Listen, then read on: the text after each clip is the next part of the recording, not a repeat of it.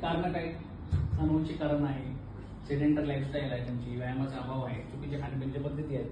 पहिले जे आपण पदार्थ खात होते हे सगळे प्युअर नॅचरली सेंद्रिय शेती होती. आता जे आपण खातो सगळे पेस्टिसाइड केमिकल युक्त खातो. बरोबर. तुम्ही बघता फळभाज्यांना, झाडपाल्यांना इंजेक्शन, औषध, हार्मोन्स इंजेक्शन करून त्यांनी साईज वाढवली जाते.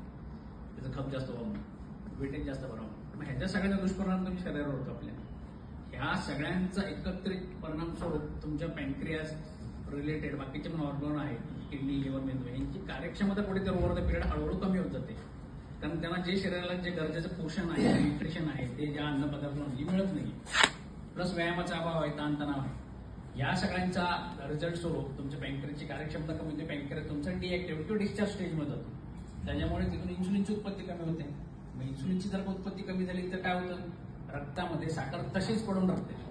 कारण त्याला कॅरी करायला इन्सुलिन्स नाही तुमच्या शरीरामध्ये पर्याप्त मात्रेमध्ये. याचा अर्थ ह्याच्यामुळे काय होतं की म्हणून तुमच्या रक्तातील साखरेचं प्रमाण जास्त होतं. मग हे जे दुष्परिणाम काय होतात? साखरेचा पाक असतो चिकटगट, बघतो आपण गुलाबजामचा पाक, तसं रक्तामध्ये पण रक्ताचं साखरेचं प्रमाण जास्त राहणार. रक्ताच्या गुठळ्या तयार होतात, रक्त चिकटगट होतं, रक्ताची डेन्सिटी, विस्कोसिटी वाढते. आणि पुढे भविष्यात जाऊन जेव्हा हे रक्त जेव्हा चिकटगट्ट होतं किंवा जी डेन्सिटी वाढते, ते छोटे छोटे रक्तवाहिन्या ज्या ऑर्गन्स आहेत, किडनी, लिव्हर, मेंदू, डोळे, छोटे छोटे रक्तवाहिनी ब्लॉक करायला सुरुवात होते. ह्याचाच परिणाम स्वरूप अशा पेशंट, डायबेटिक पेशंटमध्ये जर साखर अग्रेसिव्हली कंट्रोल केली नाही, ह्याच पेशंटला हृदयविकाराचा झटका येईल. काय? रक्तवाहिनीच ब्लॉक झाली तुमची. हृदयविकाराचा झटका म्हणजे ब्लड वेसल ब्लॉक झाल्यामुळे झालेला तुम्हाला मायोकार्डियमला इंजुरी. बरोबर. हृदयविकाराचा झटका होणे, तसंच पॅरालिसिस होणे, मेंदूच्या रक्तवाहिन्या ब्लॉक होऊन पॅरालिसिस होणे, किडनीच्या रक्त ब्लॉक होऊन किडनी फेलियर होणे, डोळ्यांच्या रक्तवाहिन्या ब्लॉक होऊन डोळ्यांची डायबेटिक रेटिनोपॅथी होणे, असे विविध आजार होतात. ह्याच्या अजून दुष्परिणाम काय पुढे? जर का साखर तुमची ते पण आव्हानापर्यंत पोहोचले नाही, म्हणून अशा डायबेटिक पेशंटला वारंवार थकवा जाणवणे, फ्रेश न जाणवणे, कामात उत्साह नसणे, ह्या सगळे लक्षणे जाणवत तुम्हाला. वारंवार लघवीला जाणे, झोप न लागणे, व्यवस्थित अस्वस्थ वाटणे, ही कारण त्यांना पण साखर मिळत नाही त्या वयांना, त्यांची ऊर्जा सोर्स मिळत नाही त्यांना. त्याच्यामुळे हे रिटायरमेंटचे दुष्परिणाम आहे. पण आता ॲलोपॅथीमध्ये जे काही परमनंट इलाज आहे का? ॲलोपॅथीमध्ये ह्याच्यावर परमनंट इलाज काहीच. कुठल्या प्रकारचे इलाज आहेत? 2 प्रकारचे. पहिले टॅबलेट्स, दुसरे इन्सुलिन. पहिले टॅबलेट्सवर तुमची शुगर कंट्रोल करायचा प्रयत्न करतात, त्याच्यावर नाही झाले तर म्हणतात शुगरवर कंट्रोल होत नाही टॅबलेट्स फॉर शुगर, तर तुम्ही इन्सुलिन टोचून घ्या. तर इन्सुलिन म्हणत नाही. हे 2 पर्याय. पण हे एक बघणे आपल्याला की दोन्ही पर्याय हे कुठे नॅचरल डेरिव्हेटिव्ह नाही, नैसर्गिक किंवा ह्याच्यातून उत्पत्ती झालेली नाही, हे केमिकल्स आहे. ऑलरेडी तुमच्या किडनी, लिव्हर डॅमेज होतोय अतिरिक्त रक्तामध्ये साखर असल्यामुळे, प्लस तुमचं जे बाहेरून जे केमिकल्स तुम्ही खाता ह्याला न्यूट्रल करायचं काम कोण करतं? किडनी आणि लिव्हरचं असतं. हे विषारी तत्व शरीरातून बाहेर काढायचं काम किडनी, लिव्हर. म्हणजे ऑलरेडी हा डबल डॅमेज होतो. म्हणजे त्या ज्या ॲलोपॅथिक ज्या तुम्ही आपण केमिकल्स जे खातोय त्यांनी डॅमेज होतो तो वेगळा. दुसरी गोष्ट, एकदा सुरू केलं की त्या आयुष्यभर खायचं तुम्हाला औषध. कुठल्या डॉक्टर ॲलोपॅथीने म्हणत नाही तेवढं मी एकदा सुरू केला बस आता तुम्ही बंद करू शकता, बंद करा, तसं नाही. ते सुरू केलं की मरेपर्यंत तुम्हाला खाणं.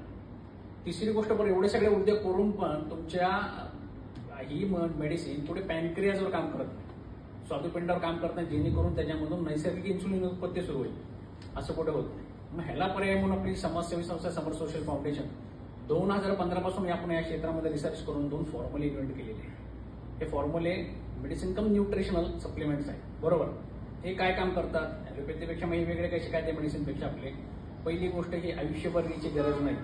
आपला कोर्स जो आहे तो 3 ते 6 महिन्याचा कोर्स आहे. डिपेंड करतो प्रत्येक व्यक्तीचा हा कोर्स कमी जास्त होऊ शकतो. काही लोकांना 15 दिवसाचा रिझल्ट आलेला, काही लोकांना वर्षापेक्षा जास्त लागलेला आहे. तर हा का रिझल्ट डिपेंड होतो की तुमचा बॉडीचा त्या औषधांना ऍक्सेप्टन्स कसा आहे, तुमचा रिस्पॉन्स कसा आहे, त्याच्यावर तुम्ही पथ्य पाणी कसे पाळता, व्यायाम कसा करता. समजून घेणं आहे की डायबिटीज हा नुसतं पॅनक्रिया डिएक्टिव्हेट झाल्यामुळे नाही, त्याच्याबरोबर तुमची चुकीची लाईफस्टाईल झालेली आहे. जेव्हा तुम्ही ती लाईफस्टाईल तुमची चुकीची जेव्हा रिव्हर्स करता, जेव्हा व्यवस्थित करता, हा ऑटोमॅटिक आज कंट्रोलमध्ये येऊन जातो. ती आज आपण करू शकत नाही म्हणून आपल्याला गोळ्या खायची वेळ आली. असं आहे. ह्याच्यामध्ये जसं बघितलं आपण तेव्हा सांगत होतो की दुसरी गोष्ट की ड्युरेशन 3 ते 6 महिने सरासरी ड्युरेशन आहे. दुसरी गोष्ट अशी आहे की आपले जे मेडिसिन्स आहेत ह्या पूर्णपणे नैसर्गिक वनस्पती झाडपाल्यापासून बनवत असल्यामुळे जेव्हा कुठलाही याच्या प्रकारचा साईड इफेक्ट नाही येतात कुठल्याही औषधांचा. बरोबर. पूर्णपणे औषधी वनस्पतीपासून बनवलेली आहे. तिसरी गोष्ट, सगळ्यात महत्त्वाची गोष्ट म्हणजे आपली जी मेडिसिनल फॉर्म्युला किंवा न्यूट्रल सप्लिमेंट्स हे डायरेक्ट पॅनक्रियाचे बीटा सेल्सला ऍक्टिव्हेट करतात, जेणेकरून तुमच्या शरीरामध्ये 100% इन्सुलिन उत्पत्ती नैसर्गिकरित्या होते. ठीक आहे.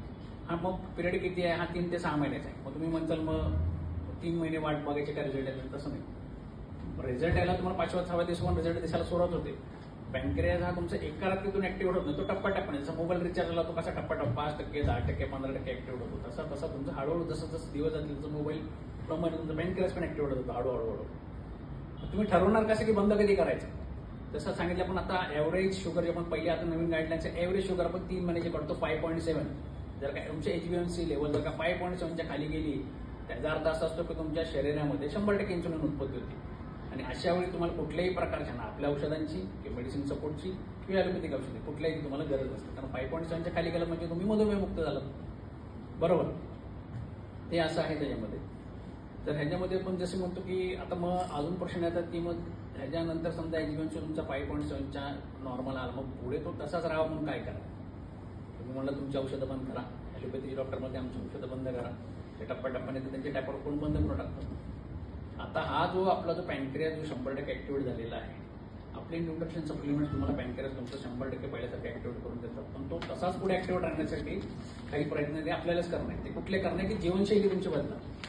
जोपर्यंत तुम्ही तुमची जीवनशैली बदलणार नाही तोपर्यंत तो पॅनक्रियाज पुन्हा परत ऍक्टिव्हेट असं आहे. तर ते महत्वाचं आहे की ह्याचा अर्थ असा आहे की ओव्हरऑल सगळे चेंजेस करणे तुम्हाला लाईफस्टाईलमध्ये तुमच्या. पथ्य पाणी बनणं आहे, व्यायाम करणं आहे, ताणतणावमुक्त राहणं आहे, ह्या सगळ्या गोष्टींचा रिझल्ट म्हणून तो तुमचा तुम्ही मधुमेहमुक्त असं आहे. तर ह्याच्यामध्ये साईड बाय साईड काही लोकांचे असे प्रश्न असतात की ज्या ह्या गोळ्या चालू असताना तुमचा कोर्स चालू असताना ॲलोपॅथीची गोळ्या चालू ठेवायच्या, इन्शुलिन चालू ठेवायचे का. उत्तर आहे चालू ठेवायचं. का, कारण जसं सांगितलं की पॅनक्रियाज एका रात्रीतून ओव्हर नाही तुमचा ऍक्टिव्हेट होणार नाही, तो त्याचा कालावधी 3 ते 6 महिन्याचा घेणार आहे. बरोबर. तर ह्याच्यामध्ये साईड बाय साईड आपण हे करतो, मंथली आपण तुमची फास्टिंग बीपी करतो, त्याप्रमाणे तुमचं साईड बाय साईड ॲलोपॅथी डॉक्टरांचं कन्सल्टेशन चालू असतं.